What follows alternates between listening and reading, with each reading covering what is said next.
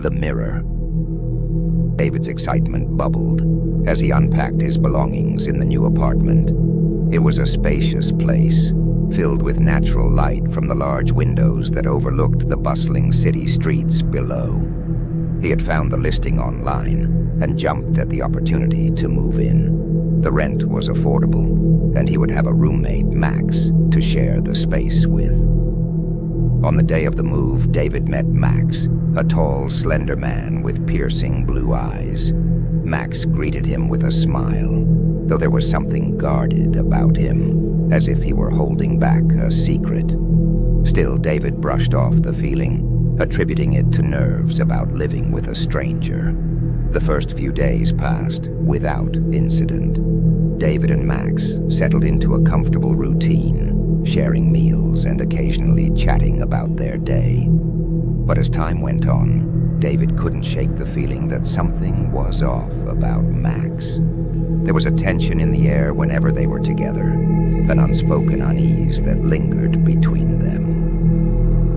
One evening, David returned home from work to find Max standing in front of the mirror in the living room, his gaze fixed intently on his reflection. David paused in the doorway, watching as Max's eyes darted back and forth, as if searching for something in the glass.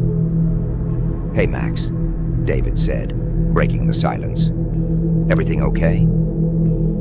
Max turned to face him, his expression unreadable. "Oh, hey, David. Yeah, everything's fine. Just admiring the view, you know." David nodded, though he couldn't shake the feeling that there was more to it than that. He brushed it off and went about his evening, but the image of Max staring into the mirror stayed with him. As days turned into weeks, David noticed that Max's behavior around the mirror became more frequent. He would spend hours staring into it, sometimes muttering to himself in hushed tones.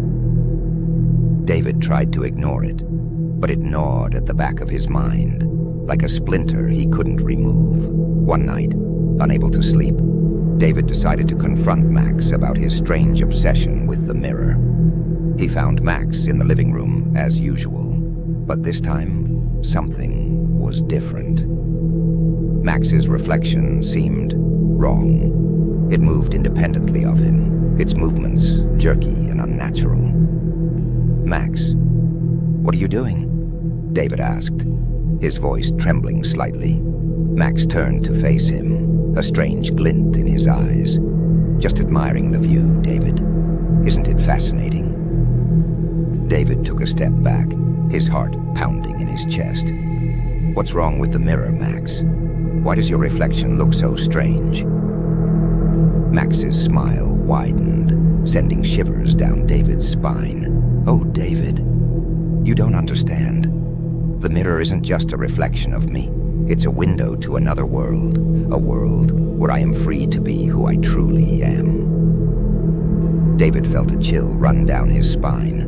He didn't know what Max was talking about, but he knew he had to get out of there. He turned to leave, but before he could reach the door, Max grabbed him by the arm, his grip like a vice. "Where do you think you're going, David? You can't leave now. You're part of this world, too." David struggled to break free, but Max's grip was too strong. He glanced at the mirror and saw his reflection staring back at him, its eyes filled with malice. With a surge of adrenaline, David wrenched himself free and bolted out the door, never looking back. As he ran, he could hear Max's laughter echoing in his ears, a chilling reminder of the horror he had narrowly escaped. From that day on, David avoided mirrors at all costs, terrified of what he might see lurking on the other side. And though he never saw Max again, he couldn't shake the feeling that somewhere out there, his former roommate was still watching, waiting for the perfect moment to strike.